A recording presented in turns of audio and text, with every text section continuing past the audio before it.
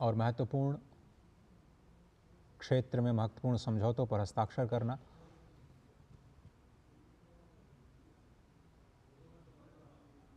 और समझौते पत्रों का आदान प्रदान एक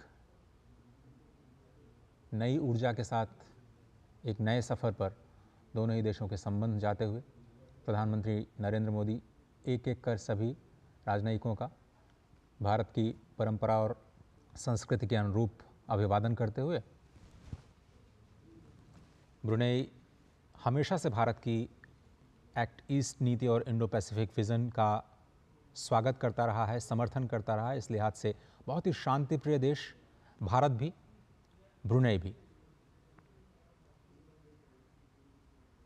दोनों ही देश विकास पर भरोसा रखते हैं, शांति पर भरोसा रखते हैं, शांतिपूर्ण संबंधों पर भरोसा रखते हैं और यही साझा मूल्य हैं जो दोनों देशों को और करीब लेकर के आए हैं और आधिकारिक तौर पर कई क्षेत्रों में महत्वपूर्ण समझौतों को आगे बढ़ाने के लिए भी आज का दिन बहुत ही ऐतिहासिक। डिटेल्स थोड़ी देर में आएंगे कि वो कौन से क्षेत्र हैं जहां पर भारत और ब्रुनेई दारुसलाम एक साथ कार्य करने पर सहमत हुए हैं। और रिश्तों में ईमानदारी दोनों ही देशों के बीच हर तरह के संबंधों को आगे बढ़ाने का एक महत्वपूर्ण धुरी के रूप में आप देख सकते हैं इसे। और दोनों ही देशों का जो नज़रिया है विश्व के प्रति वो एक जैसा नज़र आता है, इस लिहाज से कि हम सभी के साथ समान व्यवहार, समान दूरी बनाए रखना चाहते हैं, किसी भी एक पक्ष में झुके हुए दिखना नहीं चाहते हैं। ये ब्रुनेई की भी अपनी खुद की रणनीति और आसियान के सदस्य के तौर पर ब्रुनेई का हमेशा से भारत को समर्थन मिलता रहा है और आसियान के साथ जो सहयोग है उसका जो विस्तार, जिसको हम look east policy, act east policy जिसे हम कहते हैं, उसकी नीतियों को ब्रुनेई का समर्थन। रक्षा, स्पेस, ऊर्जा, प्रौद्योगिकी और हेल्थ सेक्टर में पहले से ही हमारे समझौते हैं और आज जिन नए समझौता ज्ञापनों पर हस्ताक्षर हुए हैं उसकी जानकारी अब से थोड़ी देर में हम आपको देंगे।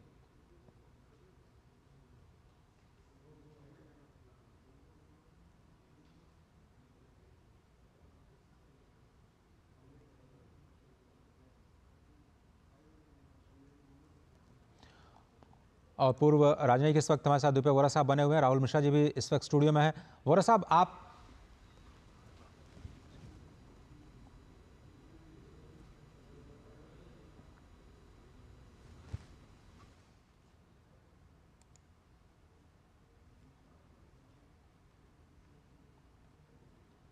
और आपको याद होगा प्रधानमंत्री मोदी ने लगातार ये कहा कि उनके तीसरे कार्यकाल में जो गति होगी वो 3 गुनी गति से आपको काम करते हुए दिखाई देंगे और इसलिए आपने देखा कि लगातार जब से तीसरी बार प्रधानमंत्री मोदी सत्ता में आए हैं तब से भारत को विकसित भारत बनाने का जो लक्ष्य रखा है 2047 तक, उसकी दिशा में कैसे महत्वपूर्ण कदम बढ़ाए जाएं उसको लेकर के हर मोर्चे पर काम करते हुए दिखाई दे रहे हैं। आर्थिक मोर्चे पर आपने देखा कि कई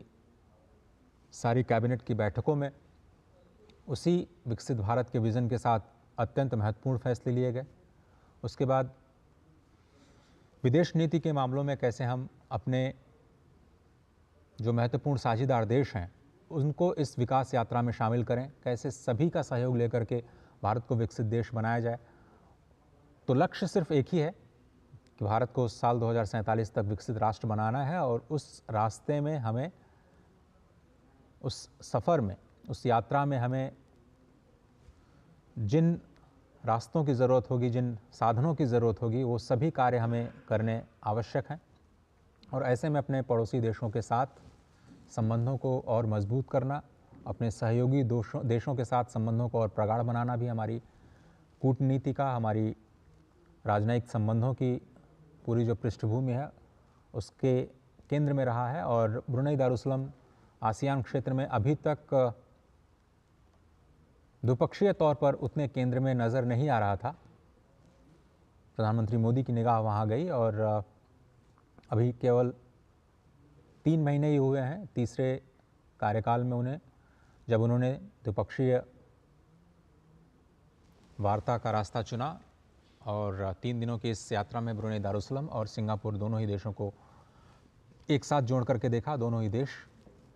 पोर्ट लेड डेवलपमेंट के लिए जाने जाते हैं। भले ही वो आइलैंड देश हों, लेकिन प्रति व्यक्ति आय के लिहाज से दोनों ही देश काफ़ी हाई इनकम कंट्रीज़ हैं। उनके जो इकोनॉमिक मॉडल हैं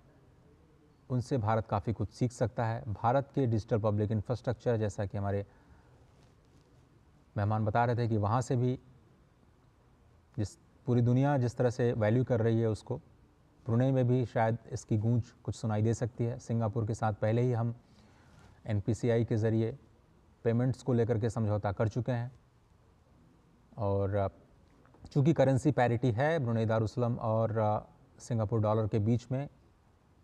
तो पेमेंट्स को लेकर के शायद कुछ समझौतों पर बातचीत को आगे बढ़ाया जा सकता है।